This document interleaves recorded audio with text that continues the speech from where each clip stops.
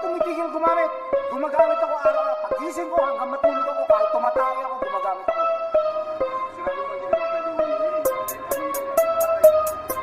Because under the law,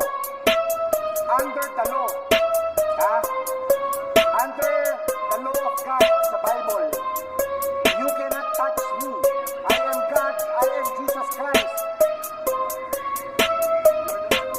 Yes, no, I am God in flesh. Droga, coca, marijuana, pinagsasabay. Ano bang klaseng tama yan? Bakit di mapalagay? Pinalaya ang sarili para sa ikamamatay. Binibenta kilo, gramo, palagay. Di mo na kailangan pa sabihin.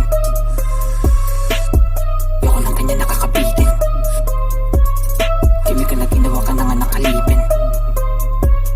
Pero bakit di ganyan na magawang ayusin? Hello? Who the fuck are you, bro? Baka na sa akin ay magtampo ka, di bali na wala namang mapapala. Paulit-ulit lang naman mangyayari ang hinaharap. O sige, dapa, dahan-dahan pinainit hanggang sa matuno ang bato. Nagsisilbing bitin sa mga adik, hanggang paulit-ulit binuga ang puting usok na nagsisilbing hamog sa mga makalangit. Pero kahit na ganun pa man, ganun pa rin, hindi ako mag-iiba. Mapipilitan lang naman ako sa'yo pag di ko na gusto ang mga salita at yung ginagawa, diba?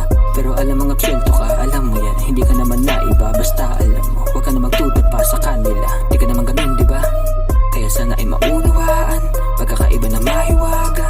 Sa bato na puro ulo tama, kaya tayo pinaglalamayan ng kababayan, puro kababawan. Isip di malaman, kaya di sapat yung pinagsama-sama. Maiba ang tama, halagang malaman. Masarap halaman, o sige subukan para lang malaman. Kapag di sapat ang dala kong hiwaga, maglago ka muna, wag kang dahan-dahan. Ibuga mong kusa na walang lumalabas.